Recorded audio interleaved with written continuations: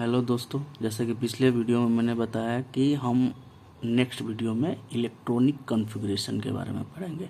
तो electronic configuration में पढ़ने से पहले हमने आपको ऑर्बिट के एटम के बारे में बताया, एटम के बाद ऑर्बिट के बारे में बताया, ऑर्बिटल के बारे में बताया, सेल के बारे में बताया, सब सेल के बारे में बताया।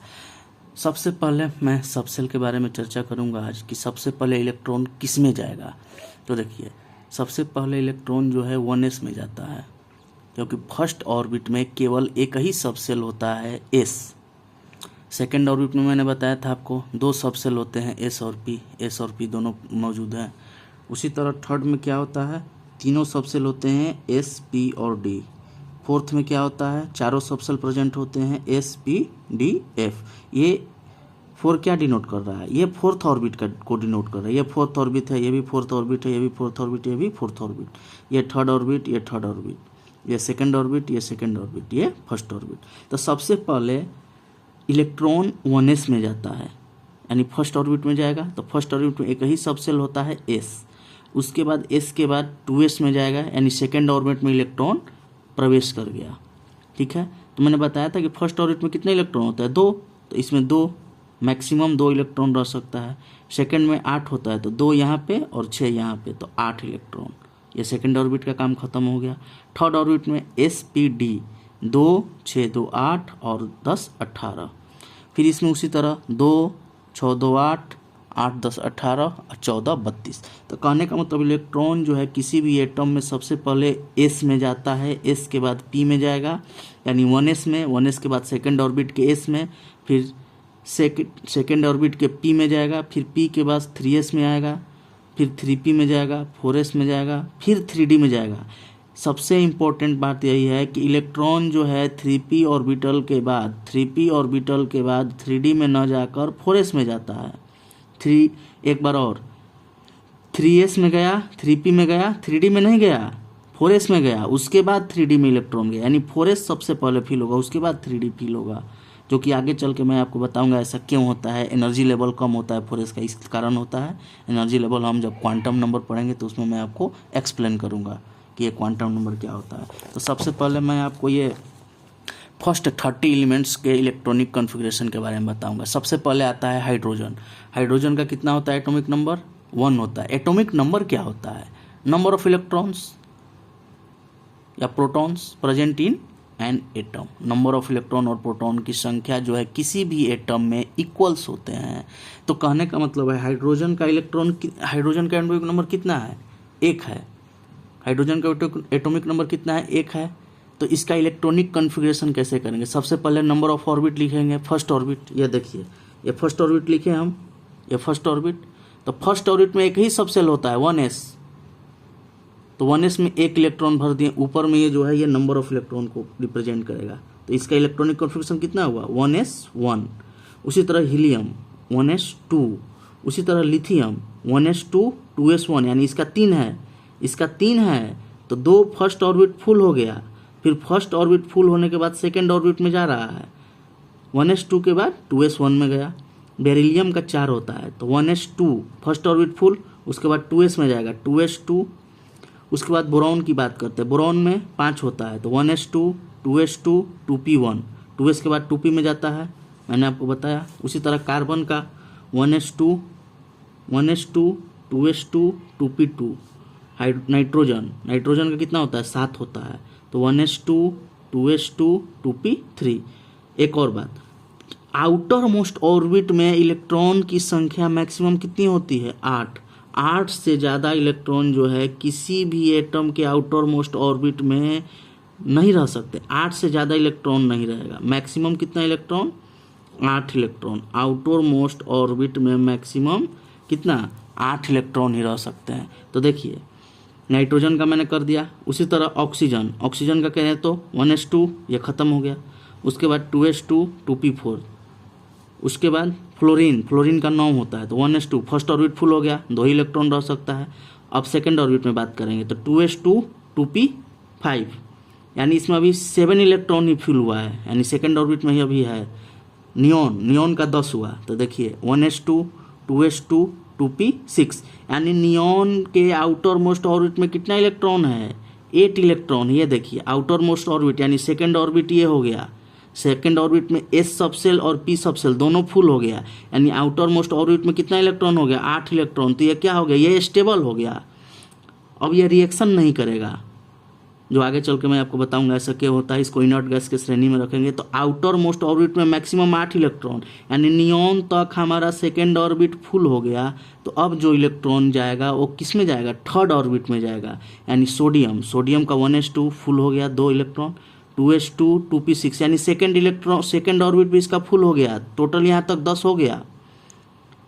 और फिर थर्ड ऑर्बिट में इलेक्ट्रॉन गया और यहाँ पे 3s1, फिर उसी तरह 3s2 हो जाएगा, फिर एल्युमिनियम का 13, तो 2p6 तक 10 हो गया, फिर 3s में इलेक्ट्रॉन गया, 3s2, फिर 3p1, फिर 3p2, फिर 3p3, यानी फास्फोरस तक मैक्सिमम कितना इलेक्ट्रॉन हो गया हमारा, phosphorus 1s2 2s2 2p6 3s2 3p3, यानी ये थर्ड ऑर्बिट में हमारे इलेक्ट्रॉन जा रहा है फास्फोरस में। तो कहने का मतलब ये है,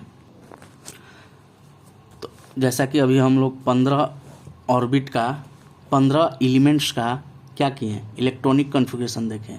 भाई सबसे पहले हमें ये देखना है, ऐसा स्ट्रक्चर बना देंगे। अगर आपको समझ में नहीं आ रहा है तो सबसे पहले आप फर्स्ट ऑर्बिट लिखिए, फिर सेकंड ऑर्बिट लिखिए, फिर थर्ड ऑर्बिट लिखिए, फिर फोर्थ लिखिए। फर्स्ट में मैंने बोला था फर्स्ट ऑर्बिट तो एक सबसेल, तो S2 है तो उसमें कितने सबसेल होते हैं, 2, S और P। 3 है तो इसमें तीनों सबसेल होगा, S, P और D। और 4 में चारों सबसेल पाया जाता है। फोर्थ ऑर्बिट में कितने सबसेल पाए जाते हैं, चारों, क्योंकि इसमें नंबर ऑफ इलेक्ट्रॉन 32 होता है। तो S, P, D और F। ऐसा स्ट्रक्चर बनाने के बाद ऐसे लाइन खींचेंगे, इधर से ऐसे खींचे, फिर ऐसे खींचे, फिर ऐसे। तो देखिए सबसे पहले ये एरो किधर जा रहा है, S में जा रहा है, तो 1s में इलेक्ट्रॉन जाएगा, फिर 1s के बाद 2s में, इसको ऐसे ऐसे कर देंगे, इसको ऐसे कर दो, ऐसे कर दो। तब देखिए इलेक्ट्रॉन 1s में गया, 1s के बाद 2s में, 2s के बाद इलेक्ट्रॉन 3s में जा रहा है, फिर 2s, फिर 2p, फिर 3s, फिर 3p, फिर 4s, और उसके बाद 4s के बाद इलेक्ट्रॉन किधर जा रहा है, 4d में, 3d में, 3d के बाद इलेक्ट्रॉन किस में जा रहा है, 4d, उसके बाद 4f। तो कहने का मतलब है कि इलेक्ट्रॉन जो है सबसे पहले किस में जाएगा, 1s में, उसके बाद 2s में, उसके बाद 2p में, उसके बाद 3s में, उसके बाद 3p में। और बस ध्यान ये देना है कि इलेक्ट्रॉन 3d में नहीं जाएगा, उसके बाद इलेक्ट्रॉन 3d से पहले 4s में जाता है, उसके बाद d ऑर्बिटल भरेगा, जो कि मैं आपको ऐसे मैग्नीज का आएगा तो उस टाइम मैं बताऊंगा। तो अभी मैंने 1 से 15 तक का इलेक्ट्रॉनिक कॉन्फ़िगरेशन आपके सामने लिखा हूँ। अगर समझ में नहीं आया तो एक बार और समझते हैं। जैसे फास्फोरस है, तो फास्फोरस का एटॉमिक नंबर कितना हुआ, 15 हुआ। तो सबसे पहले फर्स्ट ऑर्बिट में 2 इलेक्ट्रॉन, सेकंड ऑर्बिट में 8 इलेक्ट्रॉन, जो कि फुल हो चुका है ऑलमोस्ट। यहाँ से यहाँ तक 10 इलेक्ट्रॉन फुल हो गया। अब बचा मेरे पास 5 इलेक्ट्रॉन। तो आउटर मोस्ट ऑर्बिट तो 2p के बाद इलेक्ट्रॉन कहाँ जाएगा, 3s में, 3s के बाद 3p में। तो यहाँ पर आउटर मोस्ट ऑर्बिट में इसके पास कितने इलेक्ट्रॉन है, 5 इलेक्ट्रॉन है, 8 इलेक्ट्रॉन नहीं है। तो अब हम बात करेंगे इलेक्ट्रॉनिक कॉन्फ़िगरेशन करने के फ़ायदे क्या क्या हैं। तो देखिए दोस्त, सबसे पहले हम इलेक्ट्रॉनिक कॉन्फ़िगरेशन से किसी भी चीज़ का वैलेंसी निकाल सकते हैं, उसका वैलेंसी कितना है। फिर हम वैलेंस इलेक्ट्रॉन्स निकाल सकते हैं, वैलेंस इलेक्ट्रॉन के बारे में निकाल सकते हैं। देखिए ये वैलेंस इलेक्ट्रॉन क्या होता है, तो किसी भी एटम के आउटर मोस्ट ऑर्बिट में जो इलेक्ट्रॉन प्रेजेंट होते हैं उसी को हम वैलेंस इलेक्ट्रॉन कहते हैं। वैलेंस इलेक्ट्रॉन क्या होता है, किसी भी the number of an electron, number of electron present in an outer most orbit of an atom, किसी एटम के आउटर मोस्ट ऑर्बिट में जो इलेक्ट्रॉन प्रेजेंट होता है उसी को हम वैलेंस इलेक्ट्रॉन कहते हैं। जैसे बात करते हैं हाइड्रोजन, तो हाइड्रोजन का वैलेंस इलेक्ट्रॉन कितना है, 1 है। हीलियम का वैलेंस इलेक्ट्रॉन कितना है, 2। लिथियम का वैलेंस इलेक्ट्रॉन कितना है, ये आउटर मोस्ट ऑर्बिट नहीं है तो फुल हो चुका। तो अब ये इलेक्ट्रॉन किस में गया है, सेकंड ऑर्बिट में गया है। तो सेकंड ऑर्बिट में इलेक्ट्रॉन कितना है, 1 है, यानी इसका आउटर मोस्ट इलेक्ट्रॉन यानी वैलेंस इलेक्ट्रॉन कितना है, 1 है। उसी तरह बेरिलियम, ये लास्ट ऑर्बिट है इसका, तो इसमें कितना इलेक्ट्रॉन प्रेजेंट है, 2। तो इसका आउटर मोस्ट इलेक्ट्रॉन कितना हो जाएगा, 2 हो जाएगा। इसका आउटर मोस्ट इलेक्ट्रॉन कितना होगा बोरॉन का, तो बोरॉन का 3 होगा। फिर कार्बन का कितना होगा, तो कार्बन का 4 हो जाएगा, ये आउटर मोस्ट यही ना है ना, सेकेंड ऑर्बिट 4 इलेक्ट्रॉन। उसी तरह नाइट्रोजन का कितना हो जाएगा, 5, वैलेंस इलेक्ट्रॉन कितना होगा, 5। उसी तरह ऑक्सीजन का कितना होगा, 6। उसी तरह फ्लोरीन का वैलेंस इलेक्ट्रॉन कितना होगा, 7। उसी तरह सोडियम का वैलेंस इलेक्ट्रॉन कितना होगा, 8। तो जिसका वैलेंस इलेक्ट्रॉन 8 होता है उसको हम नोबल गैस की श्रेणी में रखते हैं। एक्सेप्शन में हम हीलियम को याद रखेंगे कि हीलियम एक ऐसा नोबल गैस है जिसके आउटर मोस्ट ऑर्बिट में मात्र और मात्र 2 इलेक्ट्रॉन होते हैं। ठीक है, उसके बाद हम बात करते हैं सोडियम। तो सोडियम का आउटर मोस्ट इलेक्ट्रॉन देखो क्या होगा, 2, फर्स्ट ऑर्बिट फुल हो गया। सेकेंड ऑर्बिट में 2s और 2p दोनों फुल है, 2 इसमें और 6 इसमें फुल हो गया। तो अब इलेक्ट्रॉन एक बच गया तो कहाँ जाएगा, थर्ड में जाएगा, तो 3s, यानी इसका वैलेंस इलेक्ट्रॉन कितना है, 1 है। मैग्नीशियम का वैलेंस इलेक्ट्रॉन कितना है, 2 है। एल्युमिनियम का वैलेंस इलेक्ट्रॉन कितना है, 3 है। सिलिकॉन का वैलेंस इलेक्ट्रॉन कितना है, 4 है। फास्फोरस का वैलेंस इलेक्ट्रॉन कितना है, 5 है। तो वैलेंस इलेक्ट्रॉन जब हमें पता चल गया तो हम वैलेंसी आसानी से निकाल सकते हैं। तो किसी भी एलिमेंट का वैलेंसी निकालने के लिए हम क्या करेंगे, कोई भी एटम है उसका वैलेंसी निकालने के लिए हमारे पास 2 तरीका होता है। वैलेंसी निकालने के लिए 2 तरीका। अगर वैलेंस इलेक्ट्रॉन, ध्यान से सुनना, अगर वैलेंस इलेक्ट्रॉन जो है लेस देन और इक्वल टू 4 है, वैलेंस इलेक्ट्रॉन क्या है, लेस देन और इक्वल टू 4 है, तो वैलेंसी जो है वैलेंस इलेक्ट्रॉन के बराबर होगा। वैलेंसी क्या होगा, वैलेंस इलेक्ट्रॉन के बराबर होगा। अच्छा एक बात, वैलेंसी क्या है, the combining power of an atom. Valency क्या होता है, combining power of an atom. किसी एटम के कंबाइन करने की क्षमता को वह किसी दूसरे एटम को कितने इलेक्ट्रॉन दे सकता है या ले सकता है। जब बॉन्ड फॉर्मेशन होता है तो ये आगे चल के मैं आपको बताऊंगा। तो वैलेंसी क्या होता है, the combining power of an atom. Atom कितना इलेक्ट्रॉन ले सकता है या दे सकता है, यह वैलेंसी डिसाइड करता है। किसी एटम का वैलेंसी डिसाइड करता है कि वो कितना इलेक्ट्रॉन ले सकता है और कितना दे सकता है। कितने बॉन्ड बनाएगा ये कौन डिसाइड करेगा, ये किसी भी एटम का वैलेंसी डिसाइड करता है। तो वैलेंसी कितना होगा, वो वैलेंस इलेक्ट्रॉन डिसाइड करता है। वैलेंस इलेक्ट्रॉन क्या होता है, outer most electron present in our outer most orbit. Orbit में जो बाहरी ऑर्बिट में जो इलेक्ट्रॉन प्रेजेंट होते हैं उसी को हम क्या कहते हैं, वैलेंस इलेक्ट्रॉन कहते हैं। वैलेंस इलेक्ट्रॉन मैक्सिमम कितना हो सकता है, तो 8 हो सकता है, जैसे कि यहाँ मैंने बताया है। तो मैक्सिमम वैलेंस इलेक्ट्रॉन अगर एमसीक्यू में आ गया कि मैक्सिमम वैलेंस इलेक्ट्रॉन कितने हो सकते हैं, तो 8 हो सकते हैं। 8 से ज़्यादा वैलेंस इलेक्ट्रॉन किसी भी एटम का नहीं होगा।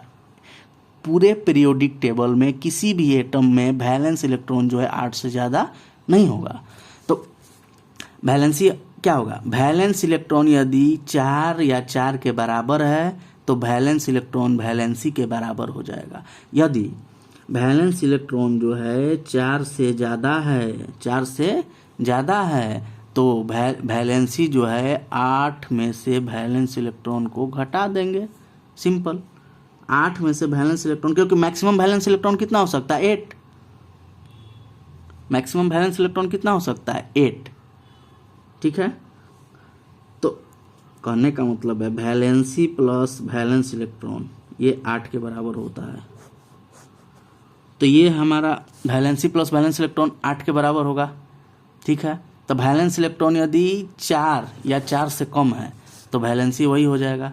अगर वैलेंस इलेक्ट्रॉन 5 से ज़्यादा है तो उसको 8 में से घटा देंगे, वही उसका वैलेंसी होगा। तो जैसे मैं अभी आपको बता रहा हूँ, देखिए ये हाइड्रोजन है, तो हाइड्रोजन की वैलेंसी कितनी होगी, हाइड्रोजन का वैलेंस इलेक्ट्रॉन 1 है तो वैलेंसी 1। हीलियम का वैलेंस इलेक्ट्रॉन 2 है तो वैलेंसी 2। लिथियम का वैलेंस इलेक्ट्रॉन 1 है तो वैलेंसी 1। बेरिलियम का वैलेंस इलेक्ट्रॉन 2 है तो वैलेंसी 2। बोरॉन का वैलेंस इलेक्ट्रॉन 3 है तो वैलेंसी 3। कार्बन को हम टेट्रा वैलेंट कहते हैं क्योंकि इसका वैलेंसी 4 होता है, और 4 वैलेंसी इसलिए होता है क्योंकि कार्बन का आउटर मोस्ट इलेक्ट्रॉन भी 4 होता है। देखो 2s2 और 2p2। उसके बाद ऑक्सीजन का बात करते हैं। तो ऑक्सीजन देखिए, ऑक्सीजन वैलेंस इलेक्ट्रॉन कितना है, 6 है। ऑक्सीजन में वैलेंस इलेक्ट्रॉन 6 है, लेकिन इसका वैलेंसी कितना है, इसका वैलेंसी कितना है, 2। ऑक्सीजन का वैलेंस इलेक्ट्रॉन 6 है, लेकिन वैलेंसी कितना होगा, इसका 2 होगा, क्योंकि 8 में से घटाएंगे। फ्लोरीन का वैलेंस इलेक्ट्रॉन कितना है, 7। 7 है फ्लोरीन का वैलेंस इलेक्ट्रॉन, ये देखिए 7 है। तो फ्लोरीन का वैलेंस इलेक्ट्रॉन 7 है तो वैलेंसी कितना हो जाएगा, 1 हो जाएगा। नियॉन, अब देखिए नियॉन का वैलेंस इलेक्ट्रॉन कितना है, 8 है, यानी ये इनर्ट गैस है, इसका वैलेंसी 0, इसका वैलेंसी 0, इसका वैलेंसी कितना होगा, 0 होगा।